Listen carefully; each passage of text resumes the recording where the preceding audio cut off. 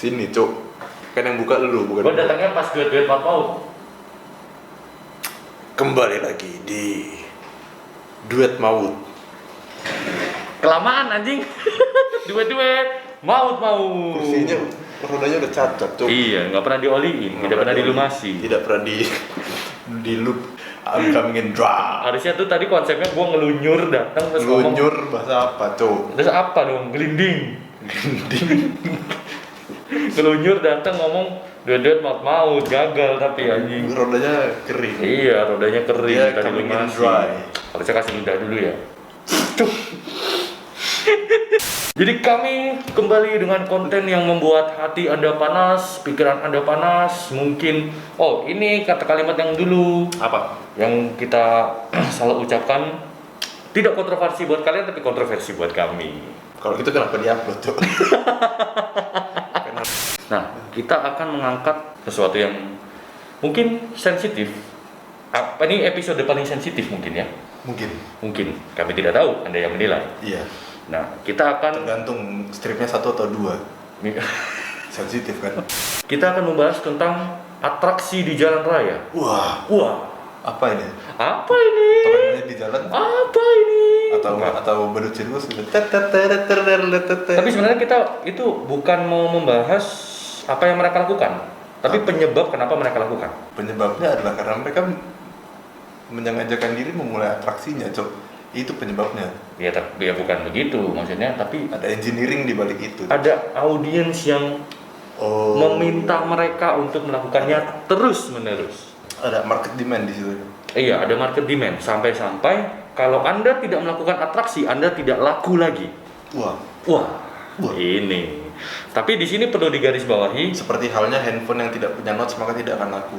ya. Di sini perlu digarisbawahi, kami tidak iri. Iya, tidak ada hasad, tidak ada iri dengki dalam hati kami. Tidak ada iri dengki karena mata kami sehat. Iya. Ya, tidak iri dengki. Apa hubungannya sama mata sehat, Cok? Ya kan, matamu merah, siapa tahu iri dengki. Matamu merah? Kamu terlalu banyak dengar peradaban. Ini sebenarnya shout out juga buat Fakri HP lagi. Iya. Ya karena dari videonya dia kami terinspirasi untuk membuat konten ini. Wah, iya. Dan gua juga udah bilang sama Mas Fakri, Mas gua mau gini buat duet Maut gini. Oh ya udah Ken gitu. Oke. Kita Kita angkat gelas. kita bahas. Angkat minumanmu, Ya. bersedih bersama. Secukupnya, Cok, itu, Cok. Itu aja. By the way, kalau misalnya kalian belum nonton videonya Fakri HP yang judulnya itu alasan bukan. Kalau blog episode sebelumnya. Oh. Ini yang judulnya alasan terus. Kenapa gua nggak pernah Begitu. dikasih nge-plug video gua, anjing? Fahri dikasih, Bang. Jadi seperti yang sudah kalian dengar tadi, Fakri HP itu kembali ke YouTube dan dia memberikan alasan kenapa dia vakum dari YouTube. Karena pressure-nya negatif. Kenapa? Pressure-nya negatif, maka vakum. Kalau yang kita tangkap di situ dia merasa kayak gua di YouTube udah nggak laku lagi. Kalau gua nggak bisa atraksi, gua nggak dicari sama audiens YouTube tuh sekarang motovlogger tuh yang bisa atraksi, yang punya moge, yang bisa atraksi kayak gitu. Kalau lu nggak bisa kayak gitu, lu nggak bakal laku di YouTube. Intinya Fakri merasa kehilangan relevansi. Ya, Atau kontennya dirasa tidak relevan lagi terhadap audiens Indonesia. iya. Kalau begitu salah Anda sendiri, Fakri. Anda punya 2 pilihan. Yang pertama, itu kan, belajar beratraksi. Yang kedua, incar audiens luar. Parah. Lu iya dong. Nggak parah lu body shaming. Kok body shaming? Tadi beratraksi. Beratraksi. Anda belajar beratraksi atau Anda cari audiens luar. Iya. Berbahasa Inggris lah Anda. Jadi gimana menurut lu? Menurut Mas saya, Bapak Umar? sebenarnya sih biar gimana pun juga semua orang pasti punya marketnya masing-masing. Ya, betul. Ya dong. Bisa dilihat di statistiknya juga. Ya Iya. kan? Kayak misalnya gue kalau misalnya ngeliat statistik gue, demografi audiens gue itu bisa dilihat umur yang lebih mature. Itu dimana gue tuh penonton gue sebagian besar kalau masih ada yang nonton. Oh iya. Itu umurnya antara 24 sampai 35. Iya. Yang 18 Itu rata-rata sih gue juga segitu sih. Iya, 18-25 tuh agak jarang. Iya. Itu semua punya marketnya masing-masing. Punya marketnya masing-masing. Tergantung seberapa besar marketnya itu. Iya. Iya nggak? Kita ngomongin audiens ini gimana? Ini kan banyak yang menganggap YouTube ini sebagai lahan nyari duit. Jadi anggap aja bisnis. Bisnis. Dari secara bisnis standpoint, kalian audiens, penonton, subscriber itu adalah target audience. Ya dong. Dan kita harus mengejar Target market sama aja. iya, target market yang spesifik yang kita kejar. Ya. Ya dong. Permasalahannya seberapa besarnya si market ini? Apakah yang nonton konten yang masih kayak motovlogging old school yang berkendara dan Ngomong nggak topik, jelas, ngomongin topik, bicara dengan dirinya sendiri. iya, di depan kamera, nggak di belakang kamera. Iya. Di belakang kamera ngomongnya ya Di kan. belakang kamera. Terus membahas topik-topik tertentu, entah itu tentang obrolan topik kehidupan Ya, topik apa aja sehari-harinya lah, ya. atau berkaitan dengan motor dan sebagainya. Itu kan yang old school kan. Old school, Ya nggak, yang baru-baru ini kan ya macam-macam kontennya. macam-macam. Ada yang seperti tadi dibilang misalnya beratraksi, Atraksi, prank juga ada. atau yang Gold digger gold digger, ada juga. ada juga yang Tuh, banyak banget sekarang. yang involve wanita. Iya. Wah, lagi booming juga tuh. Sementara sih yang rame itu sih Iya. atraksi, gold digger, Atau bahkan prank. si konten creator sendiri ini yang cewek Iya. dan dia Apapun yang dilakukan walaupun nggak jelas rame yang nonton. karena yang nonton itu sim, karena wah siapa tahu dengan nonton videonya dia saya akan bisa melihat, aku tidak tahu, belahan pantat atau kayak oh siapa tahu karena anginnya kencang di atas motor saya jadi bisa melihat buah dada, siapa tahu gitu kan. Audiens ada yang berpikir kayak gitu, audiens Kan kita tidak tahu. kita tidak tahu, Kita semua tidak punya tahu. alasan masing-masing untuk Punya nonton alasan video, masing-masing. gitu kan ya kan? Kami tidak bisa membaca otak Anda, ya kan? Ada yang naruh kamera di Di single seatnya, single gitu kan, seat. diarahin ke Pantatnya bokongnya dan Bokongnya. bokongnya ditongging-tonggingin padahal tidak punya bokong. sengaja banget ya. Hah? Sengaja banget Iya, kayak gitu. kayak dikumpulin gitu loh. Iya. Nah, itu ada juga yang seperti itu. Ada yang seperti itu. Ya, dan yang kayak itu rame gitu kan. Rame. Ya jelas target audiensnya siapa? Sim tuh. Sim. Sim. Kalau menurut gua ya, ya sama kayak yang kita omongin kemarin yang soal YouTube. Kita ngomongin algoritma YouTube, soal lapak berlapak. Semua orang itu kalau di YouTube tuh punya lapaknya sendiri. Ya.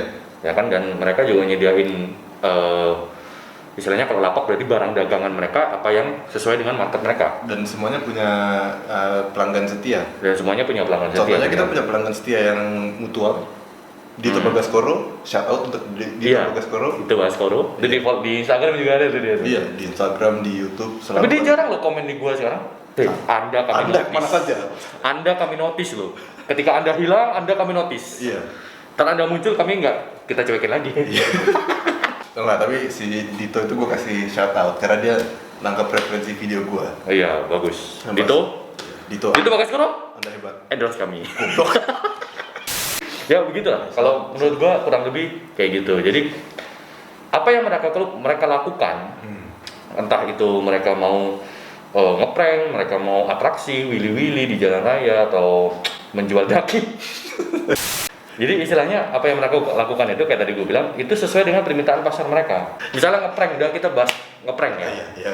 Ngeprank cewek, mau itu asli mau itu settingan, kalau pasarnya minta terus, bang, kan sering tuh kalau di komen-komen, bang prank ini dong bang, saran-saran konten itu suka bermunculan kan, bang prank ini bang, prank itu dong bang. Terus kalau misalnya yang suka wili-wili, bang wiliin motor ini dong, wiliin motor itu coba bisa nggak, bla bla bla bla. Itu berarti pasarnya minta. Iya. Dan kalau pasarnya minta, mereka akan lakukan terus. Kalau total yang komennya gini gimana? Bang rahimku hangat. Bangs. Aduh. Berarti ya begitu. Apa begitu apa? Gitulah kira-kira. Iya. Ya udah tutup aja kita ini. Lanjut dong, cowok. Jadi banyak motovlogger yang kira-kiranya tidak bisa melakukan itu, entah mereka memang nggak mau atau nggak bisa, memang nggak bisa, ya nggak bisa aja, Untuk alasan nggak punya skill untuk melakukan itu. Ada alasan masing-masing kayak antara dia nggak bisa Iya. atau dia punya mechanical sympathy terhadap motornya, kayak gue nggak tega sama motor gue. Iya. Ntar takut rangka gue rusak, takut kaki gue rusak, takut Iya. apa segala macam. Atau mungkin dia terhalang dengan idealisme dia yang terlalu mengekang dia Iya. sampai Gue tidak mau menunjukkan ini di tempat umum. Iya. Tapi sebenarnya bagus juga. Bagus. Dia punya moral kompas yang sesuai menurut dia. Gitu kan, punya idealisme tersendiri, bagus. Banyak motovlogger yang akhirnya vakum atau bahkan berhenti gitu loh. Iya. Gara-gara mereka tidak mampu melakukan hal-hal yang sedang rame. Seperti yang gue kangenin banget itu adalah si Yo, what's up guys? Back again with me, 150 Rooster. Wah iya, 150 Rooster. Kemana juga tuh anak tuh? Iya, mana itu orang? Iya. Yang zaman-zaman dia kameranya masih drift kan dulu kan tuh. Iya, drift tuh masih drift. banyak yang pakai. Masih banyak yang pakai. SJ masih pakai. SJ kemana tuh?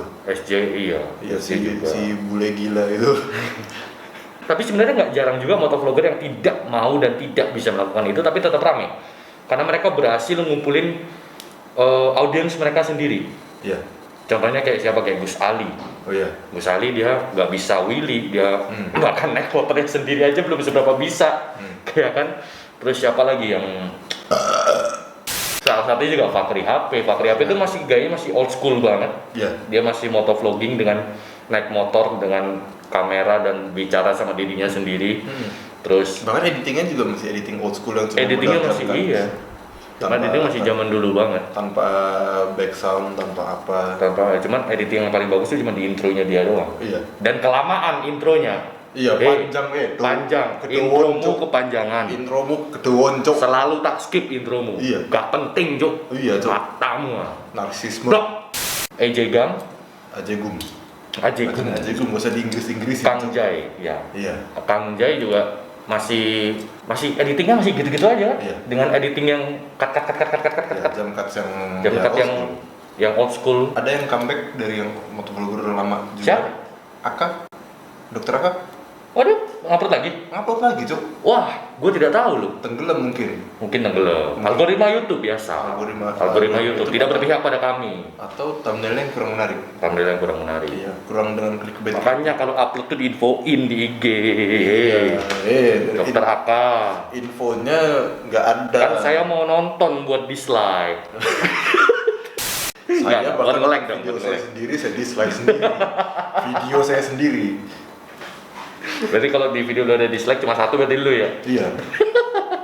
Ada video gue yang nge-review kayak di titik course, dislike satu, saya sendiri. Dia sendiri yang nurunin rating loh. Iya. Gak apa-apa. Biar segar. Biar segar, biar ada variasinya ya. Variasi, biar anti mainstream seperti Iya. anak indie. Seperti anak indie lagi. Begitu ya, buat shout out buat motovlogger yang masih bertahan dan masih bisa mengumpulkan audiens mereka. Iya. Yang audiensnya bisa seramai itu, gua aja nggak bisa seramai itu loh. Cuman ini gini, mau apapun konten kalian, selama masih dalam batas moral yang hukum ataupun batasan-batasan yang lain, masih dalam lingkup itu, gue fine. Gitu kan, selama nggak ya hal yang sifatnya di luar batasan-batasan itulah, gitu kan, fine. Cuman yang gue permasalahin adalah ketika adanya muncul ini say content creator secara umum ya, nggak cuma motovlogger, yang lebih mengutamakan uang. Ketika ditanyain apa tujuan lo nge-YouTube, yang pertama uang.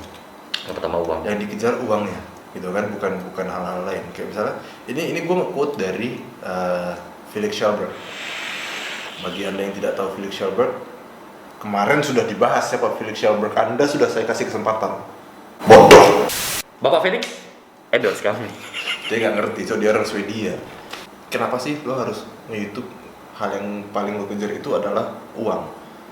Kenapa nggak lo coba untuk ngebangun community yang baik di situ, dan lo kembangkan community itu, dan uang dari YouTube itu cuma sebagai sesuatu yang incentivize apa yang lo lakukan. Apa itu incentivize? Incentivize itu menginsentif. Tidak, itu tidak menjawab. Sama kayak pas tanya sama Rainer gitu kan, ngomong pas dia mau review K3SV. Aduh, retention ini apa ya bahasa Indonesianya? Retensi. Gue jawab gitu, retensi. Dia kayak Itu tidak menjawab. nggak keliru sih memang. Tapi ya gimana nggak menjawab lo, seorang Rainer lo marah gitu. Lu yang bikin naik darah anjing. Orang mau syuting buru-buru. Aduh, ini retention apa ya bahasa Indonesia? Retensi. Ya nggak salah emang, tapi nggak tepat. Harus di motogaran. Go trainer? Endorse kami. lanjut. Lanjut. Dia bilang kayak menginsentif uang itu hanya uang dari YouTube AdSense dalam hal ini itu hanya untuk menginsentif apa yang kita lakukan sebagai bonus itu kan atas membangun community yang baik, mengembangkan community yang baik. Uang itu hanya bonus gitu kan. Gue setuju banget sama itu gitu kan, karena emang kalau misalnya dilihat si Felix ini dia bahkan yang trio ini ya, Felix, Mark sama Sean, bukan Sean Gelael, diam kamu Sean Gelael, terlalu banyak makan KFC. Sean Gelael orang Indonesia, cuk. Emang iya? Anaknya yang punya KFC Indonesia. Emang iya? Iya, pembalap F2. Tapi di F2 terusan, nggak naik F1. Soalnya dia nggak qualify buat punya super license. Orang di championship di bawah mulu. Orang tadi. Karena KFC aja ya? Iya, karena KFC aja. Pindah-pindah tim ke tim yang menang championship masih ya. KFC? Kita bisa ngehina anaknya. Oh iya, jangan. Masa minta di sponsorin KFC? Ayamnya enak.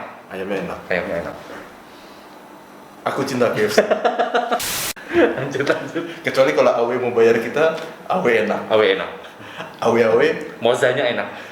Atau Ricis. Anjir, Ricis lagi. Wah, Ricis enak, Cok. Enak. Tidak, KFC yang enak. Apa tadi sampai mana, Cok? Oh, ini sampai ya, trio itu. Ya kan, Sean McLaughlin. Kalau kalian nggak tahu itu namanya Jacksepticeye. Ada Mark, gue lupa nama belakangnya siapa. Nama channelnya Markiplier. Dan ada Felix Schellberg yang nama channelnya adalah PewDiePie. Udah nggak gitu lagi dia. Udah nggak ya? Pakai ini ya. Kayak gitu ya, kayak pakai ala Cocomelon. Mereka juga mulai dari nol banget, tuh. Si Felix yang berhenti kuliah, Mark juga berhenti kuliah. Terus si Alpakio yang berhenti kuliah. Mereka mulai dari bawah. Fokus mereka dari awal itu adalah membangun community yang baik. Mereka membangun community-nya itu sampai akhirnya mereka ada di posisi di mana mereka sekarang ini. Iya. Dan mereka punya uang yang banyak. Itu ya banyak sekali sebagai insentif atas kerja keras mereka. Ini tapi cuma dari AdSense saja. Entah AdSense, entah sponsorship dan sebagainya itu akan mengikuti. Bukan community yang mengikuti AdSense, tapi AdSense itu mengikuti community dalam skala prioritasnya ya. Iya. Itu mereka itu seperti itu dan karena secara nggak langsung kalau community-nya bagus, terbangun dengan rapi, duit akan ngikutin. Karena lo akan membangun audiens yang setia. Seperti contohnya Dito Bagaskoro, Roxai, atau siapa lagi? Angger Bagasmara, yang nama username YouTube-nya berubah mulu. Enggak konsisten dia gitu. Emosi loh. Gue tuh komen di video gue kangen sama video lu. Bawa ada tulisannya Angger. Loh, kok namanya lain lagi aja. Ini siapa? Pas gue ngeliat Ritmore tuh Angger. Tidak konsisten Anda. Apa? Sampai mana tadi? Community, membangun community yang baik gitu kan. Nah, permasalahannya adalah yang kebanyakan yang macam-macam ini, gitu kan. Bukan yang macam-macam ini, maksudnya kayak yang misalnya tadi yang lu bilang beratraksi, entah yang prank atau yang gold digger atau yang gua nggak enak nyebut istilahnya ini, yang BT itu, penunjuk bokong. Ini apa ya? Salah satu dari gue nggak pernah ngobrol langsung sama mereka karena gue nggak kenal IRL sama mereka. Tapi gue bisa melihat, ya mungkin ini cuma sekedar asumsi. Tapi gue melihat bahwa yang mereka kejar adalah either itu AdSense atau fame, bukan mengincar community-nya. Gitu kan?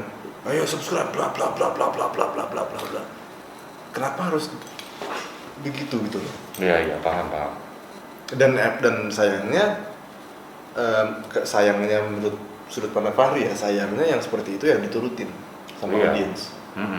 Apa alasannya? Apakah karena memang audiens Indonesia itu bodoh misalnya? Nggak begitu bercanda. Apakah audiens Indonesia itu memang marketnya seperti itu? Sebenarnya ya memang kalau dari bukan cuma motovlogger aja ya, kalau kita lihat dari keseluruhan dari YouTube Indonesia, memang yang disukai oleh audiens Indonesia itu yang memang yang aneh-aneh, Atau Gitu, yang memacu ya, adrenalin misalnya. memacu adrenalin, ya nggak cuma adrenalin aja lah, kayak drama, yang heboh-heboh, yang viral kayak gitu. Sekarang kalau kita lihat youtuber yang membahas apa, dikit-dikit viral langsung dibahas, dikit viral langsung dibahas, itu kayak ya kayak lu tadi bilang gitu, kayak ngejar banget AdSense gitu loh. Jadi kalau nggak ngebahas itu lu bakal mati istilahnya gitu. Makanya jujur aja, gue tuh punya pikiran gini, ada sesuatu yang viral, gue tuh malas banget buat bahas. Padahal kalau dilihat dari sisi potensinya, wah ini kalau gue bahas mungkin gue bakal dapet tontonan yang banyak, views yang banyak, segala macam gitu kan. Tapi gue punya pikiran kayak gini, orang lain sudah banyak bahas, ngapain gue bahas lagi? Gitu loh. Jadi istilahnya gue kayak numpang tenar aja dari apa yang lagi viral gitu loh. Kecuali jumping on the bandwagon jadinya. kenapa? Iya, kecuali yang lagi viral itu menyangkut gua juga.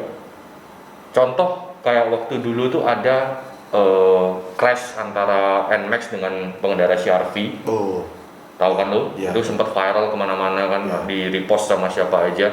Itu gue bikin video kronologi, bukan klarifikasi ya. Bukan klarifikasi karena bukan gua yang melakukan. Gue bikin video kronologi, analisa begini. Analisis. Karena apa? Karena gua ada di rombongan itu. Analisis ISIS di anal. Bangsat. Gue bukan yang nggak mau ngebahas sesuatu yang lagi rame atau lagi viral, tapi ya gue mikirnya kayak gitu, buat ngapain gue bahas lagi, orang-orang udah banyak bahas gitu loh. Jadi gue mesti muter otak lagi kalau mau bikin konten kadang-kadang gitu loh. Kesimpulannya adalah mereka setiap YouTuber itu punya audiensnya masing-masing. Audiensnya dan sendiri. kebetulan audiens yang benar. Mungkin kalau dilihat demografi mungkin mereka yang targetnya tuh di 13-18, 13-17 mungkin usia. sesuai usia. Karena usia. memang umurnya 13-18 tuh lagi mencari jati diri. Iya, mencari jati diri, lagi penuh dengan testosteron. Ya dong, baru puber. Iya benar. Soalnya masih cempreng gitu. Sementara yang audiens yang lebih dewasa, itu banyak yang nggak nonton YouTube. Banyak yang nggak nonton YouTube. Banyak yang tidak menghabiskan waktu di YouTube. Iya. Mereka menghabiskan waktu di dunia nyata. Sama sesuai dengan umur audiens mereka juga ya. Jadi kesimpulan itu seperti apa? Seperti lubang pantat. Semua orang punya satu dan kita bisa dipertemukan. Opini itu bukan kesimpulan yang seperti lubang pantat. Kesimpulannya absolut. Kesimpulannya absolut benar. Ya, opini itu relatif. Maksudnya opini. Opini itu relatif, gitu kan, karena opini itu seperti lubang pantat. Semua orang punya satu dan tidak bisa dipertemukan. Maka jika Anda memiliki opini, silahkan ditaruh di komentar. Kalau Anda punya opini atas opini kami, silahkan taruh di kolom komentar. Akan menaikkan rating kami dan kami akan berterima kasih kepada Anda dalam hati. Iya. Dalam hati anjing. Tapi jika Anda memiliki opini atas opini kami, atas opini orang lain, silakan Anda simpan sendiri di dalam hati. Karena opini itu agak awkward karena diulang lagi omongannya. Opini itu seperti lubang pantat dan semua orang punya satu dan tidak bisa dipertemukan. Sampai jumpa di episode selanjutnya.